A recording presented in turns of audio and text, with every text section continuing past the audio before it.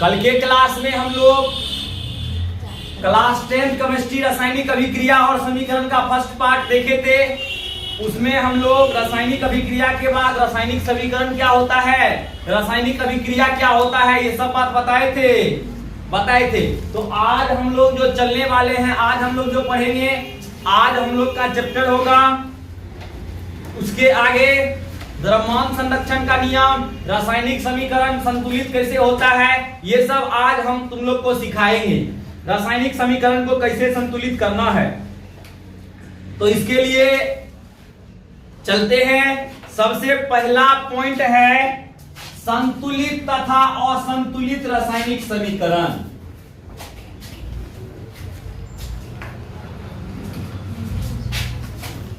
Star देखिए, संतुलित तथा असंतुलित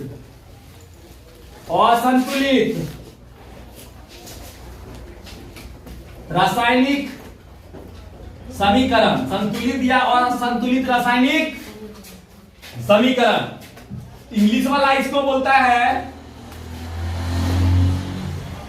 balanced and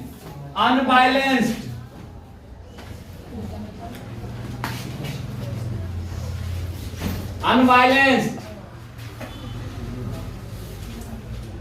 chemical equation, balance and unbalance chemical equation. आप बताओ सबसे पहले संतुलित समीकरण क्या होता है? संतुलित समीकरण इसको बोलते हैं BALANCED, बैलेंस्ड इक्वेशन। असंतुलित समीकरण का कहना है मतलब ऐसा समीकरण, मतलब बोर्ड पे लिखे कि छापना स्टार्ट, रुकने रे 2 मिनट रे, मतलब घर बसा नहीं कि लुटेरा आ गया। बात को पहले 10 मिनट तो कम से कम समझो कि सर मैं बोर्ड पे जो लिखे, मेरा जन्मसिद्ध अधिकार है पूरा छाप लेना। तो रुको ना, तुम्हारा जन्मसिद्ध अधिकार है, लेकिन तुम्हारा जन्मसिद्ध अधिकार है बातों को बढ़िया से समझना। ये है कि नहीं है? तो बताइए संतुलित रासायनिक समीकरण, ऐसा समीकरण जिसके अभिकारक तथा उत्पाद में तत्वों की संख्या समान हो उसे संतुलित रासायनिक समीकरण कहते हैं। रासायनिक समीकरण कहते हैं मतलब जिसके अभिकारक और उत्पाद में ऐसा तत्व, संतुलित रासायनिक समीकरण हम लोग उसको बोलेंगे जिसके अभिकारक तथा उत्पाद में तत्वों की संख्या क्या होगी, बराबर होगी। जैसे है H2 प्लस Cl2, ये बनाएगा 2HCl। क्या बनाएगा? 2HCl। आप बताओ बाबू, अभिकारक एक होता है अभिकारक, एक होता है उत्पाद। आप बताओ अभिकारक में कौन कौन तत्व है यहाँ पे?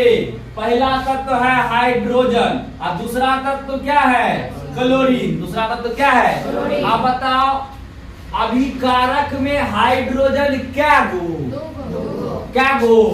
2 गो। आप बताओ अभिकारक में क्लोरीन क्या गो? 2 गो। तो क्लोरीन 2 गो। अब उत्पाद में हाइड्रोजन क्या गो? 2 से गुना कर रहा है ना, तो उत्पाद में हाइड्रोजन क्या गो? 2 गो। और क्लोरीन भी क्या गो? 2 गो। मतलब जिसके अभिकारक तथा उत्पाद में मतलब जो भी तत्व दिया रहेगा उस तत्व की संख्या समान होगी तो संतुलित रासायनिक समीकरण बोलेंगे कि असंतुलित? क्या बोलेंगे? संतुलित बोलेंगे। जैसे होता है Zn प्लस H2SO4, ये बनाएगा ZnSO4 plus H2, ZnSO4 plus H2। ये तुमको आप देखो, Zn होता है प्लस, Zn क्या होता है? प्लस, प्लस, H2 भी होता है प्लस, H2 भी क्या होता है, SO4 होता है माइनस, SO4 क्या होता है माइनस। तो तुम याद रखना प्लस वाला हमेशा माइनस वाला के साथ में सटता है। प्लस वाला किसके साथ में सटता है, प्लस वाला हमेशा माइनस वाला के साथ में सटता है, प्लस वाला हमेशा माइनस वाला के साथ में सटता है। इसीलिए यहाँ पे क्या हो गया, ZnSO4, अब प्लस में मुक्त क्या हो गया है, H2, प्लस में मुक्त क्या हो गया है, H2, हाइड्रोजन गैस को मुक्त कर दिया है। अब बताओ Zn अभिकारक, ये अभिकारक है रिएक्टेंट सर। हाँ कैसे पता करेंगे कौन माइनस में कौन प्लस में?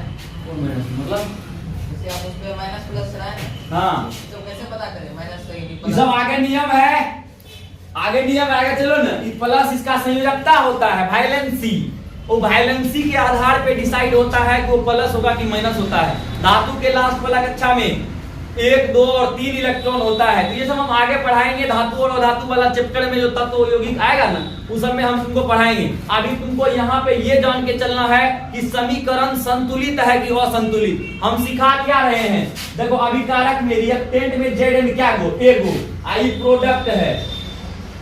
अब बताओ बाबू, प्रोडक्ट में भी Zn क्या गो है, एगो, प्रोडक्ट में भी Zn क्या गो है, एगो, दो है, एगो। अब बताओ H इधर क्या गो, इधर भी H क्या गो, SO4 इधर एगो, इधर भी SO4 क्या गो, एगो। अब बताओ S एगो, S एगो, O 4 गो, O 4 गो हुआ। अब बताओ दोनों बगल बराबर है तत्व का संख्या। अब ये संतुलित होगा कि असंतुलित होगा, संतुलित। अब होता है असंतुलित रासायनिक समीकरण। इसका क्या लिखेंगे, ऐसा समीकरण जिसमें अभिकारक तथा उत्पाद के तत्व की संख्या बराबर ना हो, उसे असंतुलित समीकरण कहते हैं।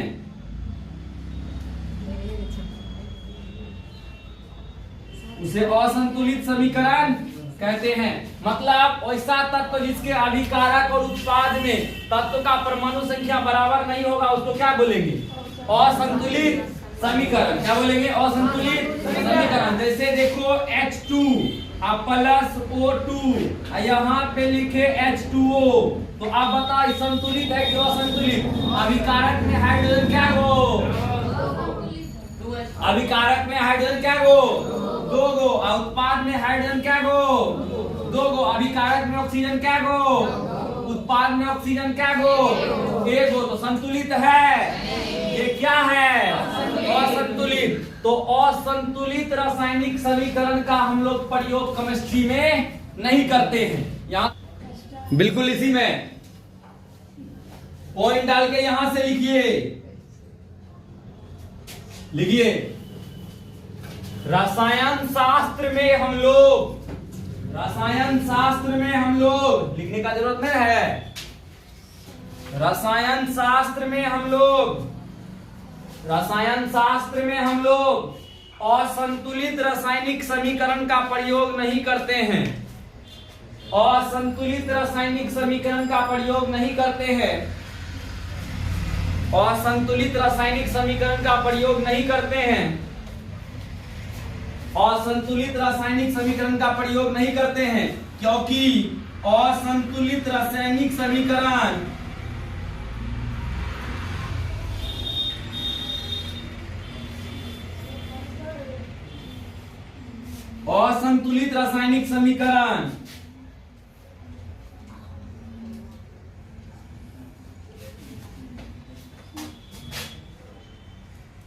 द्रव्यमान संरक्षण के नियम का पालन नहीं करता है। द्रव्यमान संरक्षण के नियम का पालन नहीं करता है। द्रव्यमान संरक्षण के नियम का पालन नहीं करता है।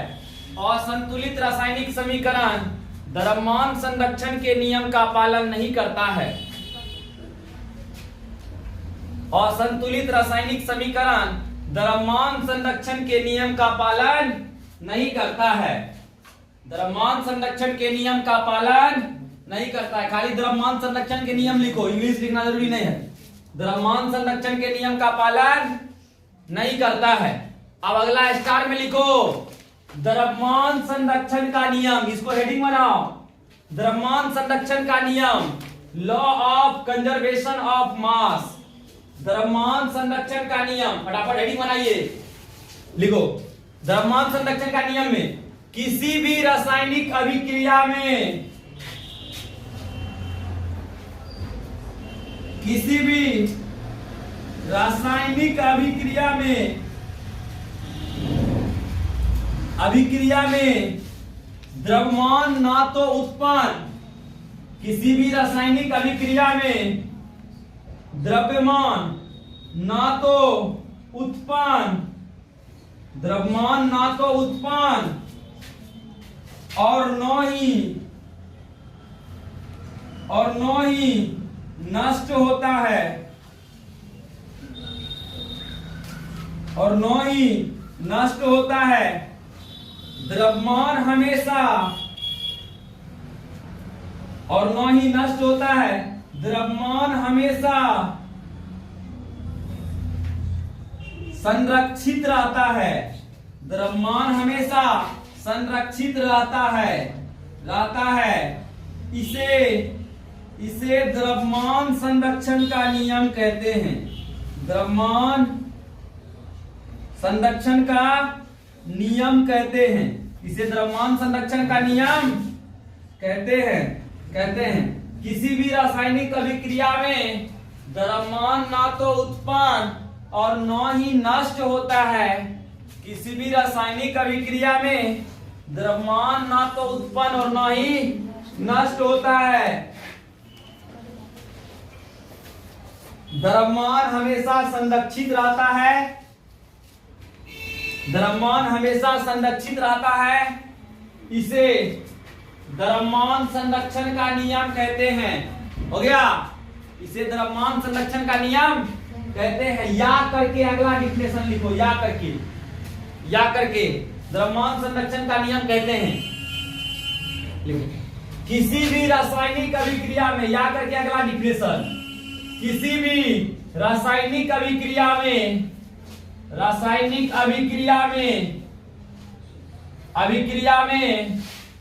अभिकारक का द्रव्यमान उत्पाद के द्रव्यमान के बराबर होता है। उत्पाद के द्रव्यमान के बराबर होता है। इसे द्रव्यमान संरक्षण का नियम कहते हैं। किसी भी रासायनिक अभिक्रिया में अभिकारक का द्रव्यमान उत्पाद के द्रव्यमान के बराबर होता है। उत्पाद के द्रव्यमान के बराबर होता है। द्रव्यमान के बराबर होता है।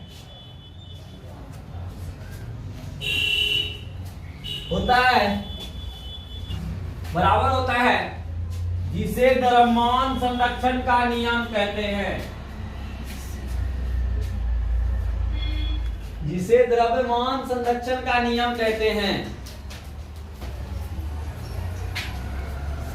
जिसे द्रव्यमान संरक्षण का नियम कहते हैं। अगला देख, बहू बोल रहा है कि रासायनिक अभिक्रिया होगा ना, तो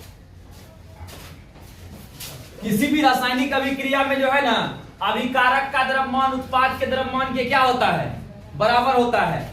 अभिकारक का द्रव्यमान उत्पाद के द्रव्यमान के क्या होता है? बराबर होता है। इसको क्या, कौन नियम कहते हैं? द्रव्यमान संरक्षण का नियम। इसको क्या बोलते हैं? द्रव्यमान संरक्षण का नियम। अभिकारक का जितना द्रव्यमान होगा, उत्पाद का भी द्रव्यमान उतना ही होगा। जैसे मान लो बाबू, यहाँ पे H2 प्लस O2, ये बनाया 2H2O। तो बताओ, अगर जो यहाँ पे H2 और O2, H2O हम बना दिए, 2 हटा दिए, तो द्रव्यमान संरक्षण का नियम का पालन करता है कि नहीं करता है? तो यहाँ पे देखते हैं, हाइड्रोजन क्या हो? इधर हाइड्रोजन क्या गो, ऑक्सीजन 2, ऑक्सीजन क्या गो। इसका देखते हैं द्रव्यमान संरक्षण का नियम का पालन करता है कि नहीं। हाइड्रोजन का परमाणु संख्या कितना होता है, 1। परमाणु द्रव्यमान भी कितना होता है, 1। परमाणु द्रव्यमान भी कितना होता है, 1। 1.008 होता है, जिसको कितना मान के चलते हैं, 1 मान के चलते हैं। तो हाइड्रोजन क्या गो है, परमाणु संख्या, परमाणु द्रव्यमान 1, हाई क्या गो, 2 गो। अब बताओ ऑक्सीजन का परमाणु संख्या 8 होता है ना, 8। जितना परमाणु संख्या उसका डबल परमाणु द्रव्यमान, परमाणु द्रव्यमान उसका डबल। तो 8 का डबल कितना होता है, 16। आप बताओ ऑक्सीजन है क्या गो, 2 गो। 1 ऑक्सीजन का द्रव्यमान 16, तो 2 ऑक्सीजन का 2 से गुना करेंगे। और ऐसे H2 यहाँ पे है, H2 तो हाइड्रोजन 1 गुना 2 प्लस ऑक्सीजन यहाँ 1 गुना है, 16 कितना हो जाएगा। आप बताओ 2 इकाई 2, 16 दूना 32। आप बताओ यहाँ कितना हो जाएगा, 2 इकाई प्लस 16, 32 2 34, 34। ये कितना हो गया, 16 2 18। आप बताओ अभिकारक कितना ग्राम है, उत्पाद कितना ग्राम निकला, ये सही है नहीं। बोल रहा है ज्या ग्राम अभिकारक होगा उतना ही ग्राम क्या होना चाहिए, उत्पाद। उतना ही क्या होना चाहिए, उत्पाद होना चाहिए। अब जैसे हम बनाते हैं H2 प्लस Cl2, ये बनाता है 2HCl, 2HCl। अभिकारक क्या गो, अभिकारक क्या गो, 2 गो। यहाँ अभिकारक हाइड्रोजन 2 गो, इधर भी हाइड्रोजन क्या गो, क्लोरीन क्या गो, इधर भी क्लोरीन क्या गो, क्लोरीन भी 1 है, क्लोरीन क्या गो है, 2 गो। तो से गुना करेंगे ना, क्लोरीन कितना है, 2 गो। तो आप देखते हैं संतुलित समीकरण है ना, तो हम देखते हैं कि रासायनिक समीकरण संतुलित है। तो इसको हम लोग क्या करते हैं कि द्रव्यमान देखते हैं, द्रव्यमान संरक्षण के नियम का पालन नहीं करता है। अगर जो अभिकारक का द्रव्यमान उत्पाद के द्रव्यमान के बराबर हो जाएगा तो समझ जाएंगे द्रव्यमान संरक्षण के नियम का क्या कर रहा है, पालन कर रहा है। अब बताओ हाइड्रोजन का परमाणु संख्या कितना, 1। तो 1 गुना 2, किसी को दिक्कत है, परमाणु संख्या 1 का 2 था, गुना कर दिया, बीच में क्या है, जोड़। Cl क्लोरीन का परमाणु संख्या कितना होता है, 17। कितना होता है, 17। अब परमाणु द्रव्यमान कितना हो जाएगा, 34। कितना हो जाएगा, 34। तो बताओ क्लोरीन क्या गो है, 2 गो। 2 गो गुना क्या देंगे, 34।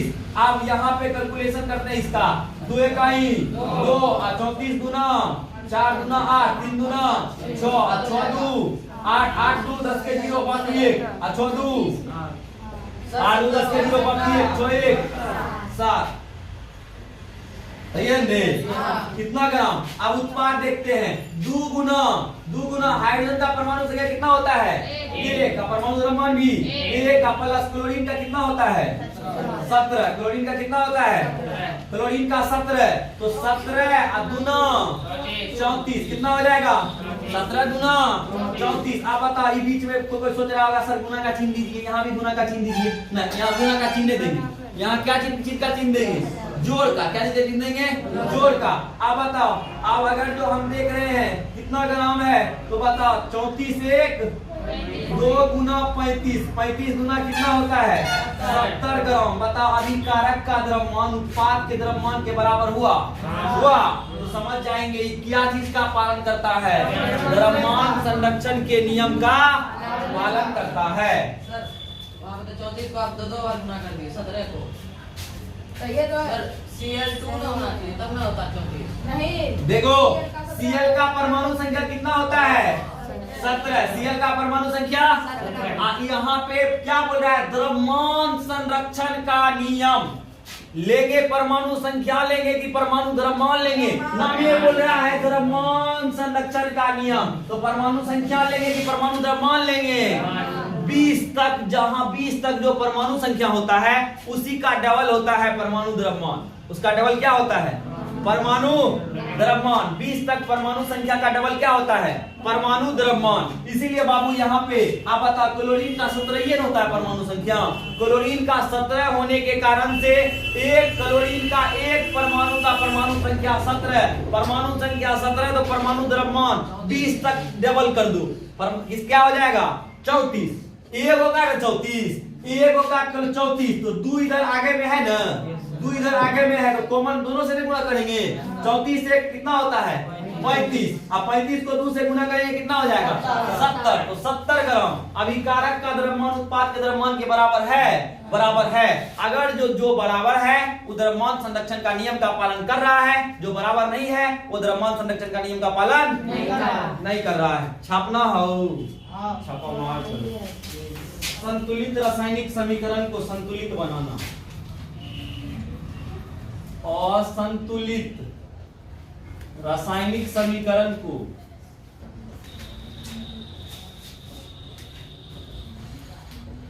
असंतुलित रासायनिक समीकरण को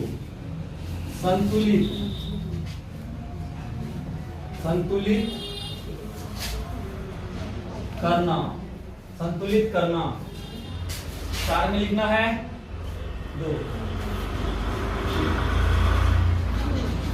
अनुमान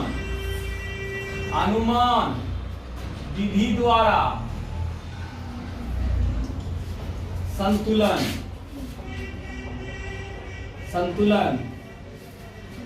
अनुमान विधि द्वारा संतुलन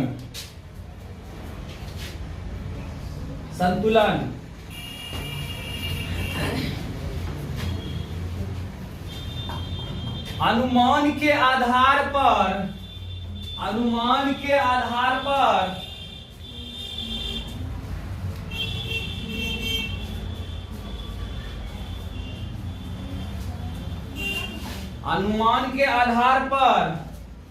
अभिकारक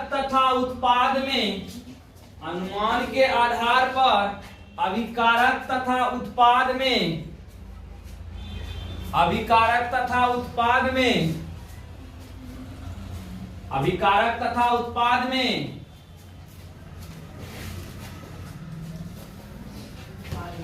किसी संख्या द्वारा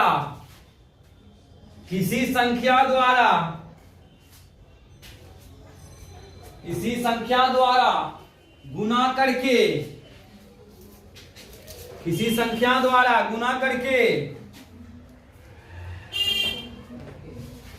करके परमाणु की संख्या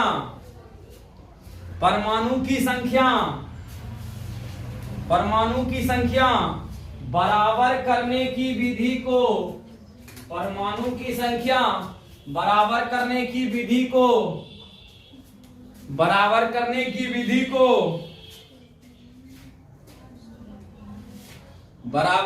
की विधि को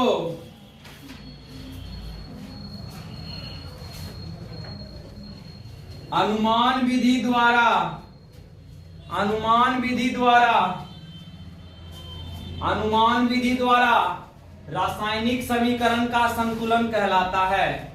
अनुमान विधि द्वारा रासायनिक समीकरण का संतुलन कहलाता है। अनुमान विधि द्वारा रासायनिक समीकरण का संतुलन कहलाता है। अनुमान विधि द्वारा रासायनिक समीकरण का संतुलन कहलाता है। देव बाबू, आप जैसे संतुलित हम लोग समीकरण को क्यों करेंगे? संतुलित इसलिए करेंगे क्योंकि असंतुलित रासायनिक समीकरण द्रव्यमान संरक्षण के नियम का पालन नहीं करता है। असंतुलित रासायनिक समीकरण द्रव्यमान संरक्षण के नियम का पालन नहीं करता है। इसीलिए हम लोग कौन समीकरण का यूज करेंगे? संतुलित रासायनिक समीकरण का यूज करेंगे। कौन समीकरण का यूज करेंगे? संतुलित रासायनिक समीकरण का यूज करेंगे। आप इसको असंतुलित अगर जो रासायनिक समीकरण होगा तो उसको संतुलित करने का कुछ तरीका है। अब कुछ पहला तरीका है अनुमान विधि द्वारा उसको संतुलित करेंगे। अब अनुमान विधि क्या होता है तो ये देखिए, जैसे है Mg प्लस HCl, ये बनाएगा MgCl2 प्लस H2 गैस को बाहर कर देगा। MgCl2 प्लस कौन गैस को बाहर कर देगा? H2 को। आप बताओ, इसको हमको संतुलित करना है। सबसे पहले संतुलित करने के लिए हम लोग क्या कर सकते हैं? वो डब्बा चाहे तो हम बना सकते हैं। एक डब्बा बना के यहाँ पे लिख सकते हैं कि अभिकारक उत्पाद, यहाँ लिखते हैं रिएक्टेंट प्रोडक्ट। समझ में आ गया ना? अभिकारक उत्पाद रिएक्टेंट प्रोडक्ट। आप बताओ, रिएक्टेंट अभिकारक कौन कौन रिएक्टेंट में कौन कौन चीज, अब बताओ। यहाँ पे अभिकारक में को क्या वो तत्व है, पहले ये देखो। एगो है Mg, एगो है H, एगो है Cl, 3 तत्व है। 3 गो खटाल बनाते हैं। क्या खटाल बनाते हैं? 3 गो। अब पहला में क्या है? पहला में Mg, दूसरा में क्या है? H, तीसरा में क्या है? Cl। मतलब अभिकारक में Mg क्या गो? एगो। अभिकारक में Mg क्या गो? एगो। उत्पाद में H क्या? अभिकारक में H क्या गो? उत्पाद में Cl क्या गो? एगो। अब बताओ अभिकारक में Mg क्या गो? एगो। उत्पाद में Mg क्या गो? एगो। उत्पाद में Cl क्या गो? 2 गो। उत्पाद में हाइड्रोजन क्या गो? 2 गो। बताओ बाबू Mg संतुलित है, हमको संतुलित करना पड़ेगा। Mg तो संतुलित है ना अभिकारक और उत्पाद में, एक एगो है ना। अभिकारक में Mg है एगो, उत्पाद में भी Mg क्या गो? एगो। हमको संतुलित क्या चीज को करना पड़ेगा? Cl को। और क्या चीज को संतुलित करना पड़ेगा? H को। क्या चीज को? H को संतुलित करना पड़ेगा। अब बताओ H को यहाँ पे है 2 गो, उत्पाद में तो H भी 2 गो, Cl भी 2 गो। अगर जो अभिकारक में इस दोनों को 2 करना है तो क्या करेंगे? हाइड्रोजन 1 गुना 2 बराबर 2, 1 गुना 2 बराबर 2। अब बताओ यहाँ पे आगे में अगर जो हम 2 से गुना कर